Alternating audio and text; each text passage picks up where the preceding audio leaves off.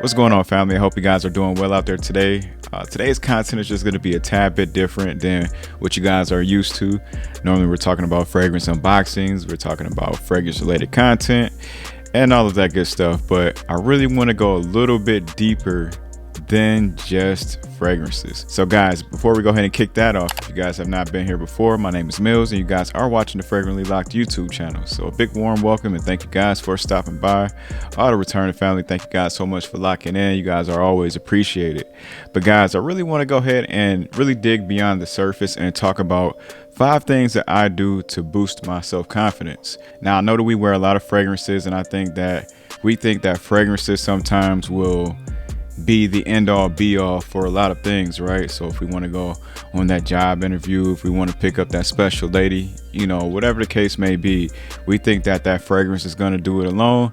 But guys, I think it is a bit deeper than that. So I want to go ahead and start off with the first thing here. Is the first thing that I typically do every morning. I wake up at 4:45 a.m. at least 4 days out the week, maybe 5, and I wake up, I go to the gym and get my exercising together. Now, along with that is I try to make sure what I intake into my body as far as my diet is together. Now, I'm not the best dieting person, guys. You know, sometimes I do fall off the bandwagon, which is okay. You know, things do happen, but I really try my best to get in that gym early in the morning, work out on my physical, keep my physique tight.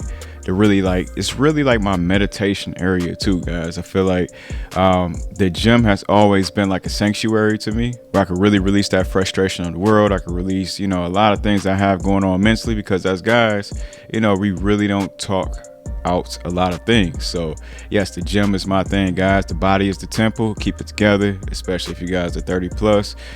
Definitely keep it together. All right. Thing number 2 that I do to boost my self-confidence, guys, is I'm always reading or listening to an audiobook. Chances are I'm always on the go, so I'm listening to audiobooks. And I actually wrote down 5 different books that I personally like, and hopefully I can recommend them to you guys, that you guys may find some value out of it. But it is Think and Grow Rich by Napoleon Hill. Also, I have another one that's very short. It's like an hour or so listen if you do audiobook. It's Napoleon Hill's Self-Confidence Formula. I try to listen to that every morning. It is really huge in building my self-confidence as of lately. Alchemist by Paulo Coelho. I feel like that really started off my journey into manifesting, into making bigger goals and better goals. Atomic Habits by James Clear, which is really freaking dope. It's just really trying to do something every day and making a habit out of it, right? We all have habits, but those habits can be either good or bad, and you kind of hone in on it.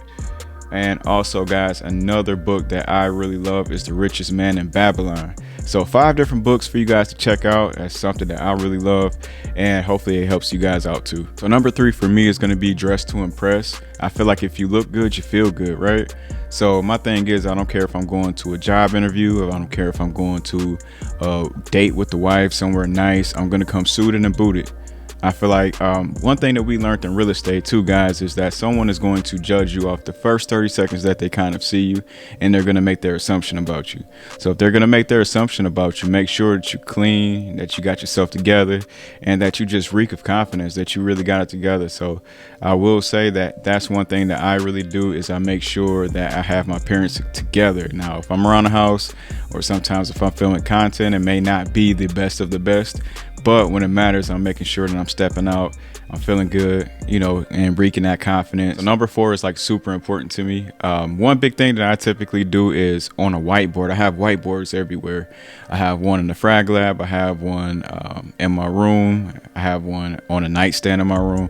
I just have them in different places in the house. But what I do is I write down positive affirmations, and also I write down my goals everywhere. So it reminds me to get to the bag, or get to my goals, guys. I feel like once I have that goal and I see it visibly and I write it down, it's just something different than just thinking about it.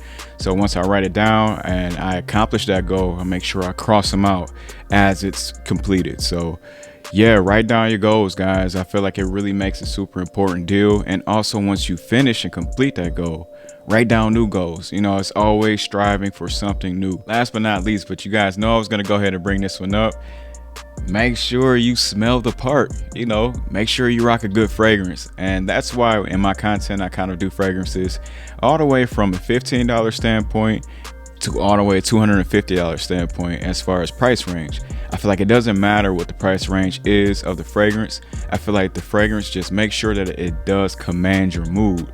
So whether I want to smell good and uplifted, I'll rock a bergamot type of fragrance, or whether I feel like sexy and seductive, I might rock a rose or a vanilla, like some type of gourmand fragrance. I feel like my fragrance is really going to reflect the mood that I'm in, and I feel like it's going to convey the message. So I feel like the fragrance is really just going to be the icing on the cake. Once I have my mental, my physical, my spiritual all together, and I go ahead and just put on my fragrance for the day, yeah, we causing problems. So guys, those are the top 5 things that I do to build my self-confidence. Now there's more, but those are the main things I really incorporate on a weekly basis. And the big thing is, I know that we as people go through a lot of things, man. A lot of people are dealing with depression, anxiety, and just may have a lack of confidence. So I always said, if I had this type of platform, that I would use it for positivity and be able to lift the next man up. So I hope that you guys are able to use at least one thing that's on the list and incorporate it in your daily or weekly routine. And hopefully it makes a difference. So I hope you guys like today's content. I'm going to go ahead and get out of here for today.